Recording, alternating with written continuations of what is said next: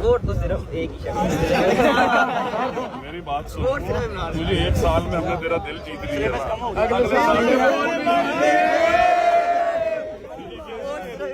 जिसे तेरा दिल कर देते। वोट दे रहा हूँ हैंडसम इसलिए।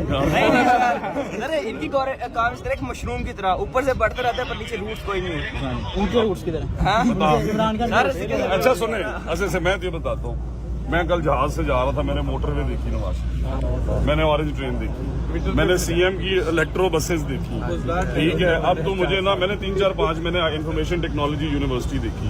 अब तो मुझे इमरान खान को कोई काम के एक सेकंड, सबसे पहले मैंने 3 शौकत खानम हॉस्पिटल देखे। कौन से 3 शौकत खानम हॉस्पिटल?